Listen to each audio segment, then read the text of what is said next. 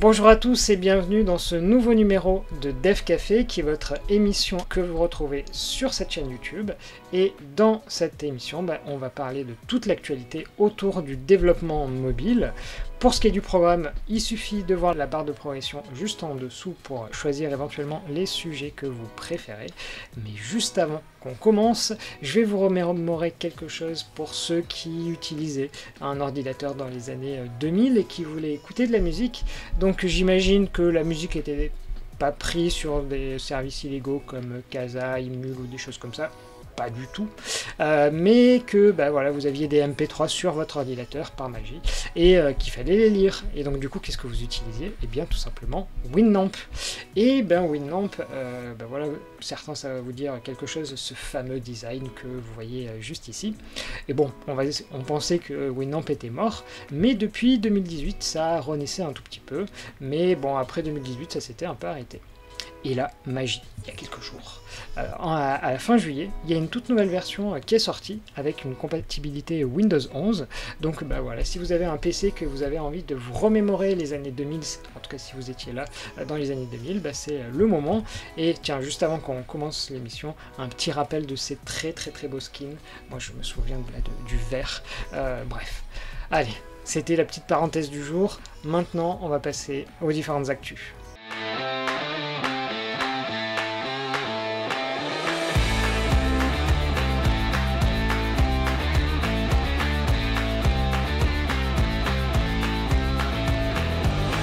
Pour commencer ces actualités du jour, on va parler non pas d'iOS mais d'iPadOS. Donc comme vous le savez, en septembre, Apple présente généralement ses nouveaux iPhones et ensuite, à peu près 2 semaines, c'est commercialisé et en même temps que il y a cette commercialisation, tout simplement iOS sort. Donc ce serait iOS 16. Et généralement aussi, en même temps sort WatchOS donc 16 et iPadOS 16, tvOS 16, etc. Mais cette année, il pourrait y avoir un tout petit changement. Donc, a priori, iOS et à minima WatchOS resteraient prévus pour septembre. En revanche, iPadOS pourrait être décalé un tout petit peu au mois d'octobre. Alors en fait, ce qui se passe, c'est que généralement, Apple fait des keynotes. Alors, juste pour info, on dit un keynote et pas une keynote. Je me suis fait engueuler. Et dans ce deuxième keynote, ils présentent généralement des iPads. Donc en fait, plutôt que de sortir une version d'iPad en septembre en même temps que l'iPhone, ce serait décalé en même temps que la sortie des nouveaux iPads. Et pourquoi en fait ils auraient décalé ça?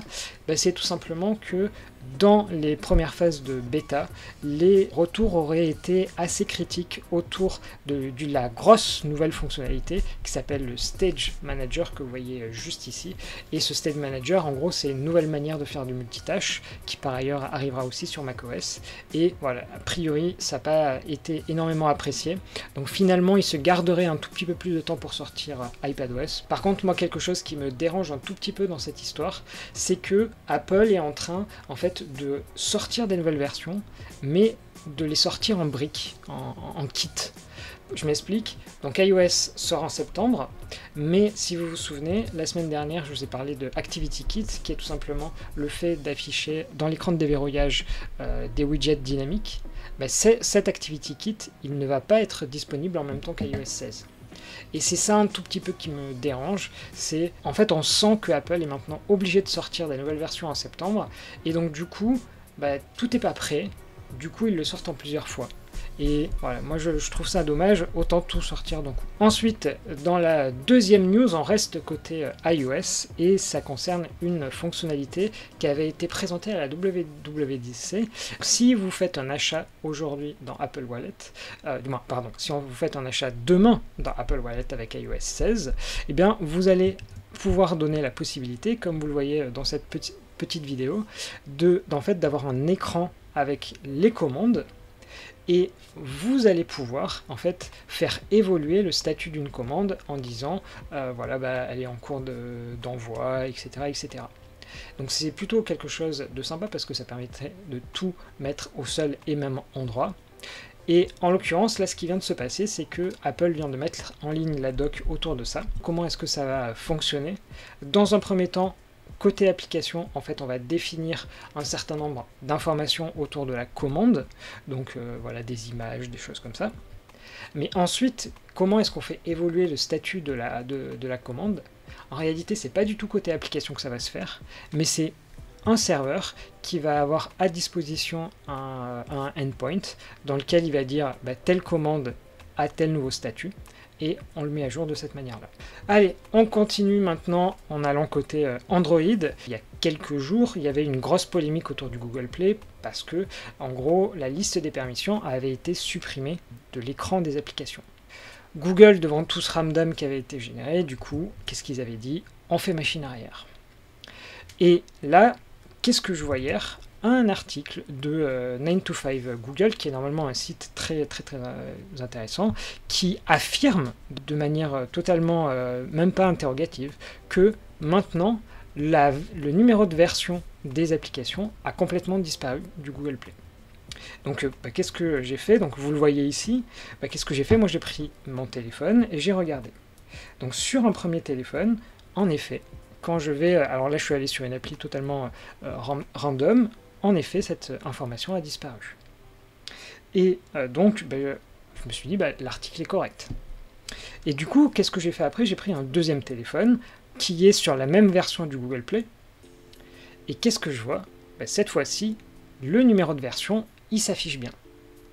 Donc là, 9to5 Google qui affirme que l'information a été supprimée, c'est au final faux. Parce que en gros, qu'est-ce que c'est? C'est tout simplement de l'A/B testing. Est-ce que cet A/B testing va amener à rester? On ne le sait pas. Mais en tout cas, on ne peut pas affirmer qu'aujourd'hui, le numéro de version va être supprimé. Ensuite, petite actualité autour d'un sondage. Et ce sondage, initialement, je voulais vous le partager pour que vous le complétiez parce que je trouvais ça intéressant.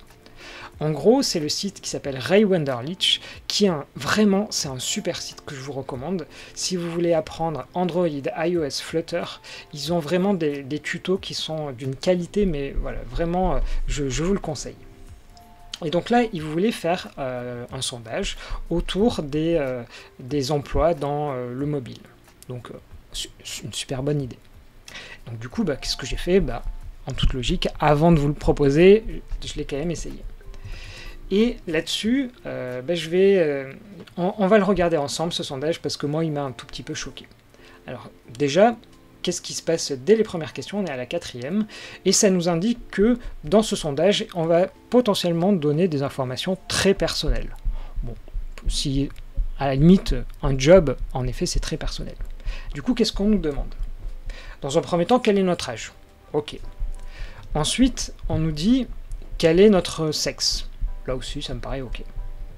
Mais là où ça va commencer à se compliquer, c'est sur ce genre de questions qui arrivent. Donc déjà, on me demande est-ce que je suis transgenre?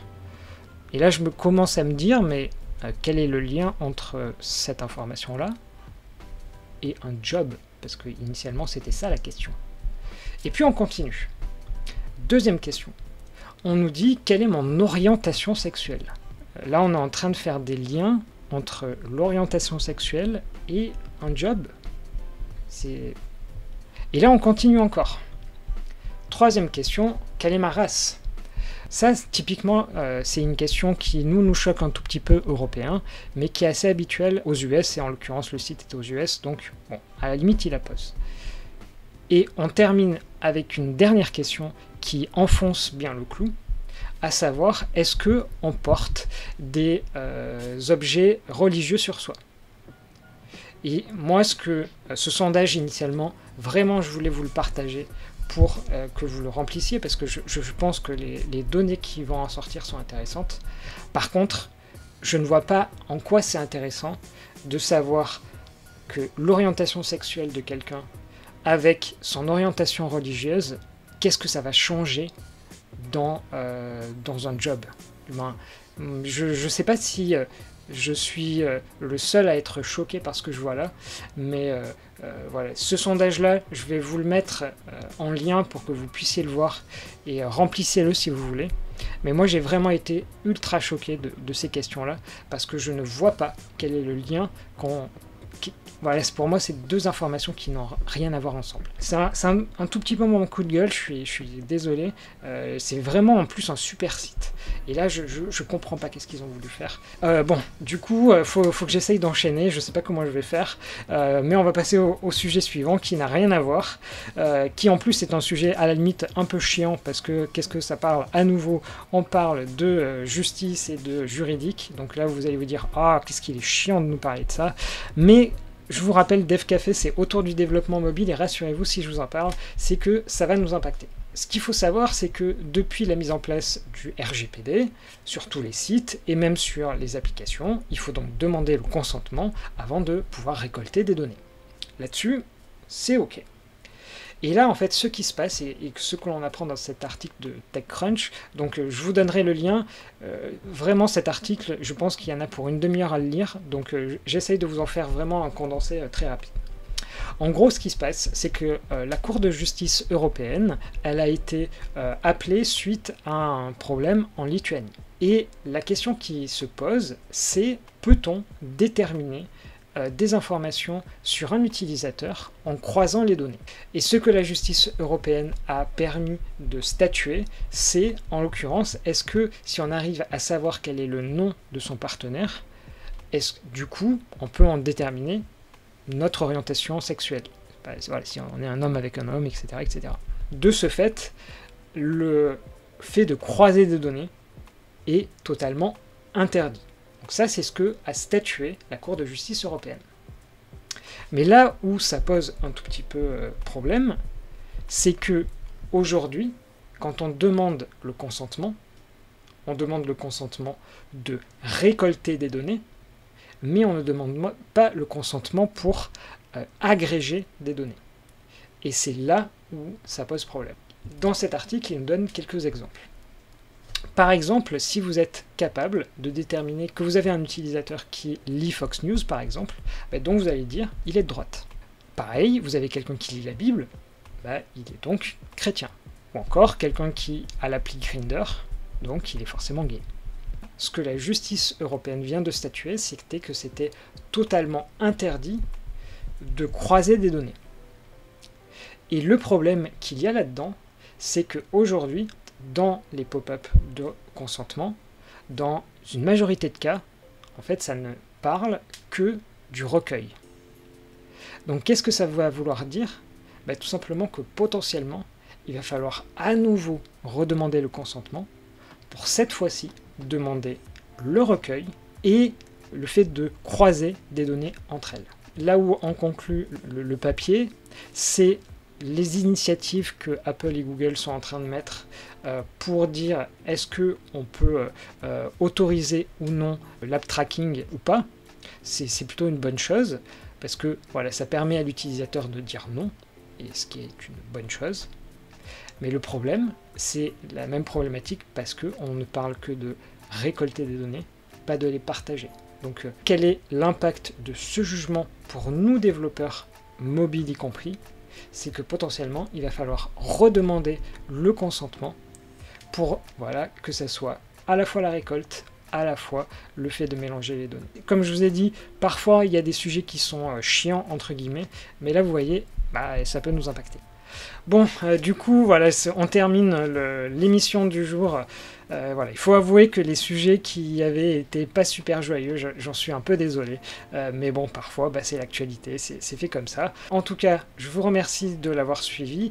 Comme d'habitude, surtout, je vous demande, s'il vous plaît, de faire le petit like, de vous abonner si c'est pas le cas et de mettre la cloche, parce que en fait, tous ces petits trucs-là, c'est ce qui permet en fait à la vidéo de se faire connaître un peu plus par le fameux algo de YouTube, le fameux SEO que personne ne comprend.